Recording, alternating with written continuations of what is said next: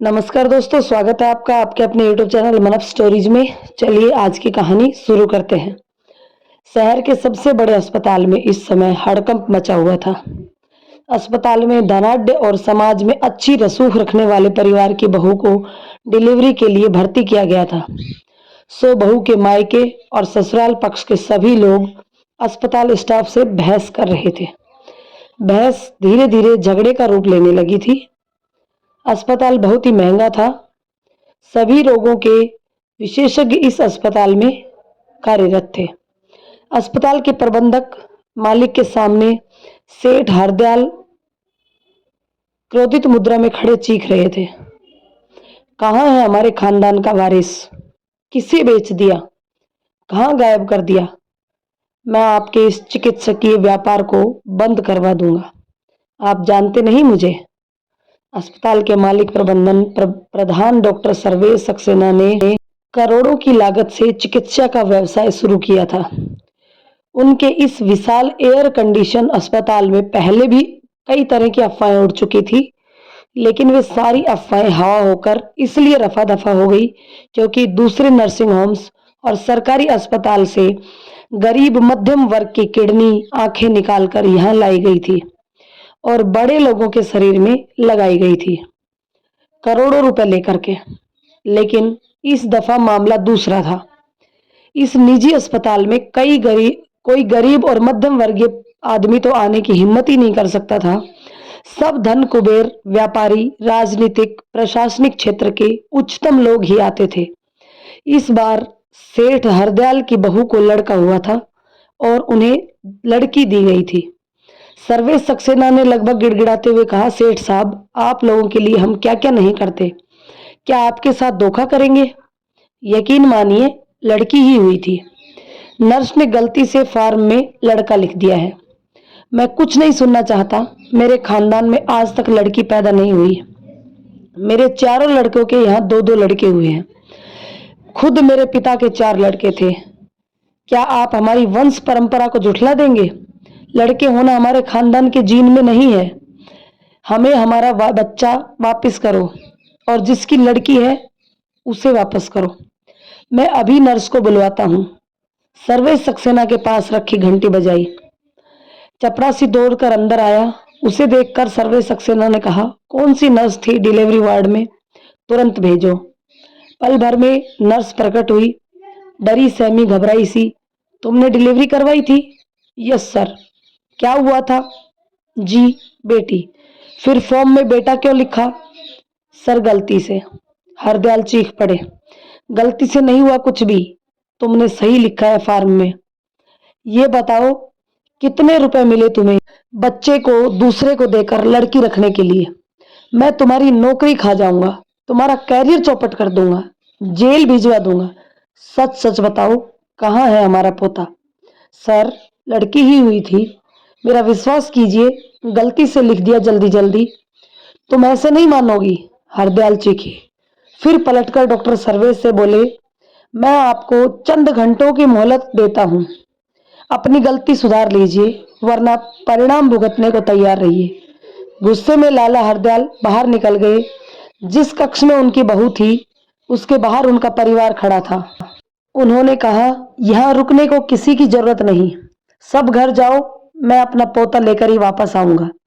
यहाँ सिर्फ हरपाल रुकेगा। और उन्होंने हरपाल से कहा, जाओ, बहू को दिलासा दो। मैं तब तक पुलिस मीडिया से बात करता हूँ। हरदयाल बाहर निकल गए। हरपाल ने कमरे में प्रवेश किया। अपनी पत्नी के सिर पर प्यार से हाथ रखते हुए कहा, चिंता मत करो, हमें हमारा बेटा मिल जाएगा।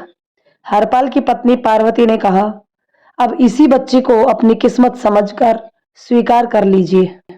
हरपाल की आंखों में खून उतर आया। वह चीख पड़ा, क्या कह रही हो? हमारा बेटा हुआ था। हमें दूसरे का पाप नहीं चाहिए।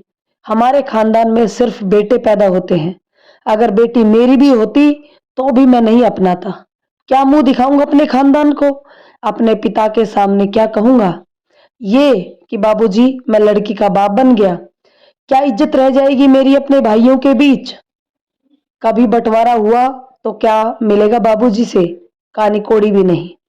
पार्वती ने उदास स्वर में कहा, यदि लड़की पैदा होती तो क्या आप मार डालते? हरपाल ने गुस्से में कहा, यदि नहीं भी मारता तब तक तुझसे बच्चे जन्माता जब तक कि लड़का नहीं हो जाता। मैं क्या बच्चा जनने वाली मशीन हूं? मैं व्यर्थ बहस नहीं करना चाहता। नर्स की गलती लिखित रूप में पकड़ी गई है। हमारा बेटा बदल गया है। हमारे साथ धोखा हुआ है। पति का रौद्र रूप देखकर पार्वती अंदर तक सिहर गई। उसने चुप रहना ही उचित समझा। हरदयाल बाहर निकलते ही वह नन्ही मुन्नी बिटिया को दुलार करने लगी। बड़े लोगों की बातें तेजी से फैलती हैं। मामला सेठ हरदयाल और शहर के सबसे नामी गिरामी अस्पताल का था, सो मीडिया ने भी जोर शोर से प्रचार प्रसार करना शुरू कर दिया। अस्पताल में बदला गया बच्चा। सेठ हरदयाल मीडिया वालों से, राजनीतिक दलों, स्वयंसेवी संगठनों, महिला मोर्चों वालों से मुखातिब हुए। वे उदास होकर भरे गले से अपने पोते की चोरी का इल्जाम अस्पताल प्रबंधक पर लगा रहे थे। दल, संगठन, मोर्चा के लोग अस्पताल प्रबंधक मुर्दाबाद के नारे लगा रहे थे। राजनीतिक दल बड़ी कार्रवाई की मांग कर रहे थे। मीडिया वाले अंदर पहुंच गए। उन्होंने डिलीवरी करवाने वाली महिला डॉक्टर और नर्स पर प्रश्नों की बौछार कर दी। उन्होंने उनसे पूछा, बच्चा कब हुआ? कब बदला गया? कितने रुपए में बेचा आपने अपना जमीर? डॉक्टर भगवान होता है। कितने रुपए के लिए आप लोग हैवान बने? बच्चा कहाँ गया? सच आखिर सच होता है। इतनी बड़ी हेरफेर के बाद भी नर्स की अंतर आत्मा ने फॉर्म में लिख ही दिया, सच। ये बच्ची किसकी चुरा कर रख दी आप लोगों ने? दो दो परिवारों की खुशियां छीनने वाले आप लोगों को जितनी सजा दी जाए कम है। आखिर कब रुकेंगे ये अपराध? डॉक्टर और नर्स जैसे ही जवाब देने के लिए मुंह खोलते, तुरंत प्रश्नों की बौछार लगा देते मीडिया वाले। उन्हें अपनी बात रखने का मौका ही नहीं मिला। इस पर भी मीडिया ने टिप्पणी की, बच्चा बदलने वालों की बोलती बंद। अस्पताल प्रबंधक ने डॉक्टर और नर्स को बुलाकर कहा, आप लोगों की वजह से ये सब तमाशा हो रहा है। लोग थूक रहे हैं हम पर, हमें, हमारे अस्पताल पर। डॉक्टर लीना ने कहा, सर आप विश्वास कीजिए, बेटी ही हुई है। कौन मानेगा आपकी बात? डॉक्टर सर्वेश सक्सेना ने गुस्से में कहा, सर नर्स ने से गलती लिखने में गलती हो गई, इसका इतना बड़ा तमाशा बना रहे हैं ये लोग। डॉक्टर लीना ने कहा, मुझे तो लगता है इन्हें बेटी ही नहीं चाहिए। देखिए डॉक्टर साहिबा, नर्स ने फॉर्म में लड़का पैदा होना लिखा है। लिखित बात ही सबूत होती है। फिर लाला हरदयाल इस बात को मानने को तैयार नहीं है। आप दोनों की नौकरी तो गई समझिए। सर आप बच्ची की मां से पूछ लीजिए, नॉर्मल डिलीवरी हुई है, कोई सीजर नहीं हुआ कि मां बेहोश रहे। उसे भी मालूम है कि बेटी हुई है उसके गर्भ से। उसकी बात कौन मानेगा? क्या उसने अपने पति से कहा नहीं होगा? अपने माता पिता से नहीं कहा होगा? अब बात बेटे की है। मुझे लोगों को दिखाने के लिए, अस्पताल की इज्जत बचाने के लिए आप लोगों को नौकरी से निकालना होगा। आपको जो कहना हो पुलिस से कहिए। बड़े लोगों के मामले में गलती नहीं चलती। आप लोग जा सकते हैं। मीडिया वालों से बातचीत करते हुए डॉक्टर सर्वेश ने कहा, अस्पताल का प्रमुख होने के नाते मैंने तुरंत कार्यवाही करते हुए डॉक्टर लीना और नर्स को नौकरी से निकाल दिया है। हम अपने स्तर पर कार्यवाही कर रहे हैं। मैं उम्मीद करता हूं कि जल्द ही लाला हरदयाल को उनका पोता मिल जाएगा। खबरें तेजी से प्रसारित हो रही थी। अस्पताल के बाहर लगी भीड़ मुर्दाबाद के नारे लगा रही थी। लाला हरदयाल ने फोन लगाकर डॉक्टर सर्वेश से कहा, हमें हमारे खानदान का चिराग जल्दी नहीं मिला तो कल मामला पुलिस के पास पहुंच जाएगा। डिलीवरी कक्ष में अचानक मीडिया वाले पहुंच गए। कैमरे के फ्लैश चमकने लगे पार्वती पर। अस्पताल कर्मचारियों के लाख समझाने मना करने पर भी मीडिया वाले नहीं माने। उन्होंने अस्पताल कर्मचारियों से कहा कि यदि आप भी पाप के इस खेल में शामिल नहीं है तो हट जाइए सामने से, सत्य को सामने आने दीजिए, अन्यथा इस खबर में आपको भी खलनायक बनाकर पेश किया जाएगा। कर्मचारी मुंह को हाथों से छिपाकर एक तरफ हो गए। पार्वती जी, आप घबराइए नहीं, न्यूज रिपोर्टर ने कहा। हम आपके साथ हैं।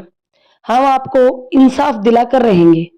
आप ही इकलौती चश्मदीद गवाह भी हैं और पीड़िता के रूप में पार्वती का बयान मसाला लगा लगाकर पेश किए गए। डॉक्टर सर्वेश परेशान थे। उन्हें अपना कारोबार डूबता दिखाई दे रहा था।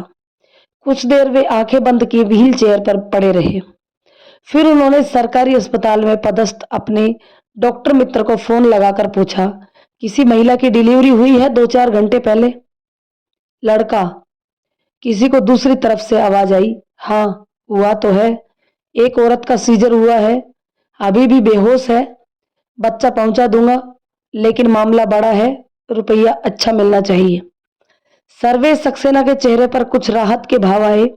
सुनो, किसी को कानो कान खबर ना हो, बच्चा दे जाओ और बच्ची ले जाओ।